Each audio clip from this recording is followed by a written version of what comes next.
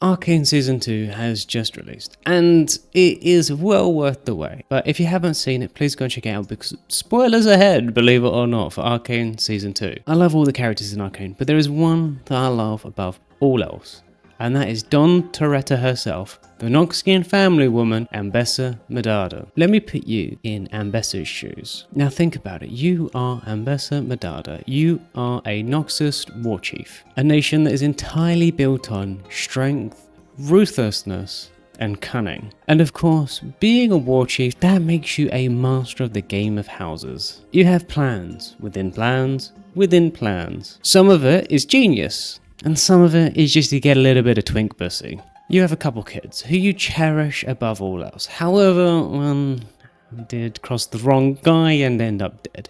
The other one is called Mel, and you sent her into exile because she was soft. She made you soft. But you have to imagine your horror when you raise two kids to be ruthless war chiefs like you, that will do anything necessary for their family and their nation to survive. And then when given the opportunity to kill somebody like they should, it's as though they just completed a social sciences degree and now all they want to do is run around play diplomat. What Mel lacks in strength, she more than makes up in cunning and her taste in twinks. And you put Mel in a place where she'd fit right in. Piltover. The city of progress, or as you like to call it, the city of angels, because they're all going to be dead in probably a couple years. But still, it's really good to keep your daughter there because she's essentially a spy.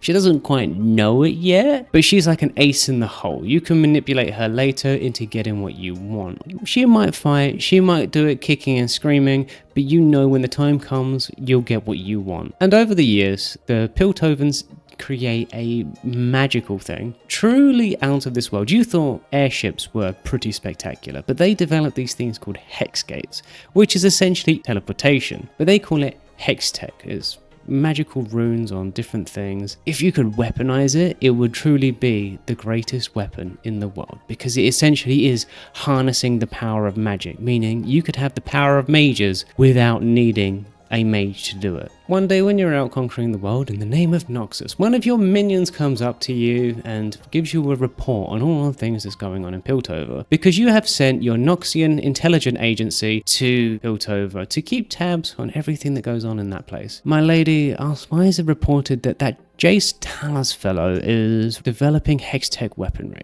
Now you've heard of Jace Talos. He's basically your daughter's little slice of pie. You know, he's a good looking guy, not quite your taste, you prefer them a little bit more twinky, but still, he's got the charm, he's got the charisma, and he's got the intelligence. You respect your daughter's choice there, and she is manipulating the hell out of him, and you respect that. I expected as much. But what happened in Piltover for them to need magical weapons? Well, my lady, a few years ago, a guy named Vander ran the Undercity. He was kind of ruthless. He basically punched that thing into existence. But then his best friend, or old best friend, Silco, killed him and took his place. Right? And then Silco adopted Vander's daughter after she accidentally killed her entire family. Okay, crikey. Anyway, this Silco guy developed some new crack called Shimmer and turned the Undercity into some purple neon nightclub where everyone is a roided up monster. Wow. Mel let all this happen without an intervention? She let the entire city fall to ruin, and she didn't do anything to stop it? Well, it's only affecting the Undercity. Ah, of course, yes. She sits in her ivory tower and ignores the real issues at hand. Wow, she is already a real politician, isn't she? With this lovely bit of information, you figure now is the opportune time to go to Piltover. For one, you need to warn your daughter that your son kind of crossed the wrong guy and is now dead. And you don't want that to happen to her. But also, you figure now is a great time to worm your way into the political intrigue, because this Hextech and Shimmer stuff might prove useful in war. So you take the first flight to Piltover, and on the way there you ensure that your needs are met on arrival. And guess who's there to greet you? Mellors. Of course she is. Hello honey, you didn't have to come out and greet me. What are you doing here, Mother? I'm here to see you, aren't I? It's been 10 years after all. I've come to see if the hospitality in Piltover is all it's cranked up to be. You came here to sample the local cuisine? I didn't say anything about food, darling. Anyway, your brother brother's dead. My brother? Yeah, unfortunately your brother crossed the wrong man, and I don't want the same thing to happen to you. But also, Jace is developing Hextech weapons. I fucking knew it. All those late nights. I thought he was sleeping with somebody else. But this is much worse, honestly. Literally, Mel, you could have avoided this whole situation if you just cracked the whip on the Undercity all those years ago. We don't go to war here in Piltover. So you lay down some straight facts. It'll make sense in that philosophical mind of hers. Weapons can't be unmade, and they are always used. I don't need guidance from you, mother. And this is when your little Twinkie boy comes up in his hot air balloon. And you feel like you can release some of your own hot air. Where are you going? I'm off to sample the local cuisine. So you go off and do your own thing. You release some of that energy and you use that twink like he's a cushion. And during the whole process you think, maybe it's time to go and meet Jace Talus. I mean, after all, if he is giving it to your daughter, you probably should meet the guy that could potentially be married into your family. But also, you think, maybe I could do the biggest power move in all of history. So you meet him blindfolded, naked, in a bath. Now, this is truly the most disrespectful thing that you could possibly ever do to anybody. It's like saying, you're weak because I have no perceived threat from you. That's just how it is. And this is the kind of play that you only really make when your adversary is truly just a spineless little bitch. Did they teach you about war, Mr. Talus? Counselor Talus, thank you. There was this guy that always met his enemies with his eyes closed. Kind of what I'm doing now, but I think I'm taking it to another level. Oh, you're Mel's mum. Oh, we don't need your help, lady.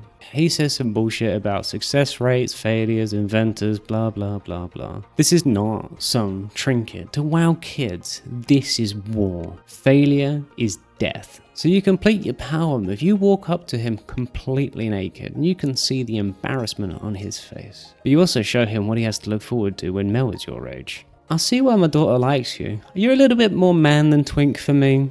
Not really my type, but still, I want you to succeed here. But you can't do that unless you show the Undercity what's up. With this, you know the seed has now been sown, and chaos is on the horizon, and your suspicion is confirmed when your minion comes up to you not too long afterwards and is like, my lady, it appears that Jace went rogue and went into the Undercity and shot up a bunch of guys with a Hextech hammer projectile weapon thing and then killed a child. Bloody hell, that was fast. I mean, I anticipated him maybe being aggressive, but killing a child is wow.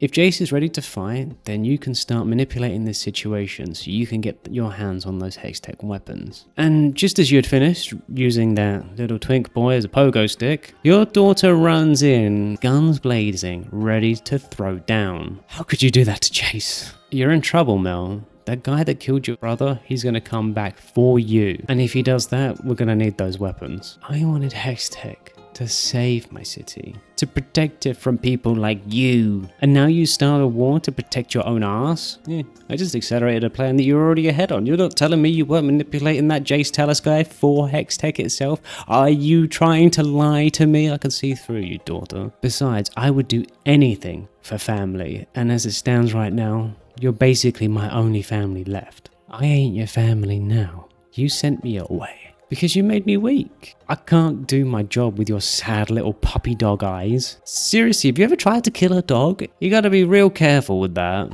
You know, that's why this guy's coming after me. I killed his dog a few days after his wife died. But anyway, Mel, it's time for you to come home and be by my side. With that, she looks pretty rattled and she ends up leaving. So you go back to sampling the local cuisine and wait for all of this to bear fruit. In the meantime, your spies update you on the movements of Jinx, Vi, and all of the other key players in this whole saga, and they all just seem really hell-bent on destroying each other. And that's great for you, because with the right nudge, with the right push, with the right circumstance, you can start to get your hands on Hextech. And your wish is granted. A little while later, the council building is blown up by Jinx. Now, If this doesn't cause people to want to fight the entirety of Zorn, you don't know what will. And they killed off a couple of the council people as well. And also you find out Silco is dead, which has left a crazy power vacuum in the Undercity. So all of the Chem Barons down there are all vying for control. They're all starting their own little games to try and get control of the lanes. So you need someone to manipulate. You need someone you can control. And with most of the councillors dead, there's literally your daughter and a guy that looks suspiciously a lot like that bard from Buildwater, David Bowie. But you know, if you picked him up at a gas station. And you don't really have any alternative. He is pliable, he is malleable, he is an absolutely colossal idiot, and he's angry. So he's in the right place for you to start manipulating him. So you fan the flames, you get him scared, and then this way he wants to just go and actually fight the Undercity, guns blazing. He wants to go nuclear. It is exactly what you need. They all try to come up with diplomatic solutions. Of course, that doesn't fit your agenda, so you try to give the idea of a united front. But of course, Mel is an expert. She sniffs through your bullshit. She's just like a bloodhound for this stuff. Just go. She knows your games. She knows what you're all about. That's a big problem. So she says, I'll agree to it, but no hex tag. I mean, she is your kid after all, so you had to be a little bit proud. And you did teach her everything you know, so therefore she knows what you're going to do before you even do it yourself. But you have plans within plans within plans. And you find out that that kid that Jace killed was actually a Chem Baron's child. Now this is perfect. This is how you start a coup. This is the NIA playbook in a nutshell. And you convince her that she needs to go into the memorial and kill the people that killed your child. She fully agrees with you because I guess she's been sucking on that green stuff too much that she just doesn't have a brain anymore. And this plan is executed flawlessly. The booger lady takes the bait, sends all of her men, and you see firsthand the power of hex tech when the punchy lady comes out with Jace's hammer thing and starts pulling it off. And it is truly something magical. And after the commotion, the councillors meet up, and David Bowie is doing his best to convince them that they need to go and invade the Undercity with Hextag. That's when the Kiraman girl shows up, fucking saunters in like she owns the place, and then Ashes and Ashes tries to push her out, but she just straight up lays that guy out with words alone. I mean, this girl's got spunk, and she's clearly deep in grief right now. Perfect for manipulation. All she needs now is a little push. That's when she shows off the new Hextech weaponry. And you're practically salivating. Like, you're fully on board now. They managed to make new Hextech weapons in essentially a day. One day! All of a sudden they have like all of these new weapons. It's amazing. How is this even possible? If they can produce weapons this quickly on this scale with this level of efficacy, it's gonna be so easy to just win forever and ever as Noxus. So you go home after the meeting, and your spy gives you a report on what's going on down in the Undercity. My lady, our spies report that the Jace Talon's best friend has gone down into the Undercity and is pretending to be Shimmer Jesus. Wait, what do you mean? Well, he's become Shimmer Jesus. Okay. My lady, he met up with some Shimmer addicts and cured them of their addiction. Are you sure it's not fentanyl? Uncertain, my lady, but either way, this Shimmer Jesus guy went down there and cured one of them, made him look like 40 years younger. It's crazy. Pretty powerful stuff. Wow, that is crazy. We need to keep an eye on that one. And the Kiramans hunt for Jinx? They're making progress, but my lady, there's someone here to see you. Not that guild idiot again. Yes, my lady. Okay, send them in. I might as well entertain them this time. So some old bat comes in and she's trying to collect a debt? You have no debts in Piltover, that's just crazy. With all these other issues going on in your life, you frankly don't care about paying off a debt right now? Like, you want to go and deal with this Shimmer Jesus and Jinx and get Hextech. What is going on here? That is until she reveals that she's a member of the Black Rose. And this is concerning. The Black Rose here in Piltover means that Mel is not safe. Anyway, after a brief scuffle, you turn that lady into a kebab. Now, you understand that the Black Rose will try to stop you from getting your hands on Hextech, and that is a good thing in of itself, because now you know what their agenda is, you know what their plan is. Triple the guard. My lady, this is bad. No, this is perfect. I mean, the Black Rose thing, mildly inconvenient, but we have a golden opportunity here. This is truly what we needed to win.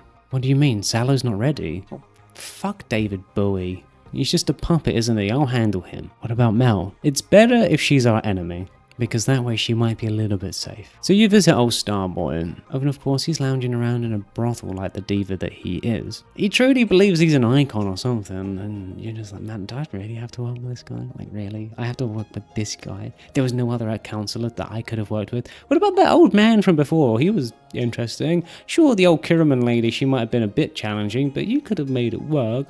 But this guy? Ugh. Ugh. But you know what they say, desperate times, they call for desperate measures.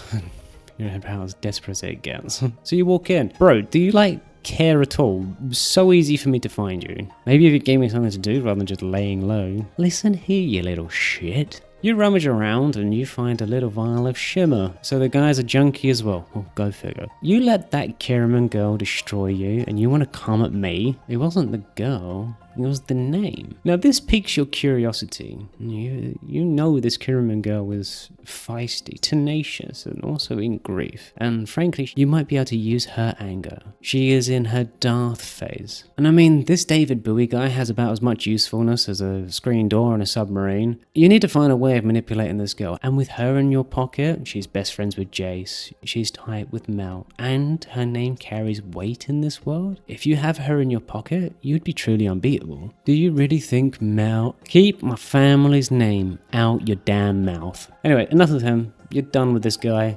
He's just a patsy now. You grab him by the throat and you toss him to the floor. You can still manipulate the situation. You still need him briefly. Anyway, sober up, loser. I need you to rally the houses. Wait, really? Yes, it's time. He almost lights up in anticipation because he thinks you're about to give him the keys to the kingdom, which you're not. And I mean, he would not last a day in Noxus. None of these people would. They are all about as naive as it gets. They take everything at face value. They are the most depressingly simple creatures that you've ever come across. It's like they spend all their time on logic and progress and not on intrigue. They have just got no nose for it. And you watch as the entirety of the city goes up in smoke. You gotta know who to blame for that one. But the timing couldn't have been more perfect. So you get doled up to the nines and you get ready to greet all of these houses. You need to impose, inspire, and impress these people.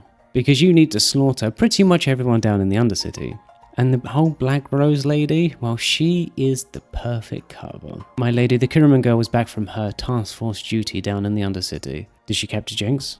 No. And it appears that Jinx just caused an entire terror attack on the city. Yes, I know. Get her to the council chamber. It must be held there. They need to see the carnage. They need to see what their foe is capable of. And you give a rousing speech, talk about all of the things that have happened, all of the atrocities that have been committed. The councillors being dead, the memorial massacre. And you basically tell them they need to appoint a general that will lead the way, backed up by your Noxian soldiers. I mean, the whole congregation there expects you to say David Bowie. But good plans are followed step by step.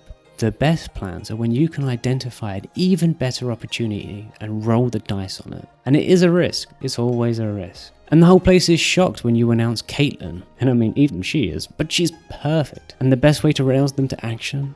A simple beat. This always gets people in the mood. And when the whole room starts to follow you, including all of the people from Piltover, you know she is yours. Anyway, if you like that video, please give it a like, and I will be doing a part 2 undoubtedly, probably at the end, because that way I can join them all into one big video. Next video is probably going to be Shimmer Jesus himself, so please subscribe to that. I mean, after my other previously scheduled videos. I just want to shout out my members, especially the Talent on X, Lavender, Yuri, and Alan. Thank you, have a great day and have a great life.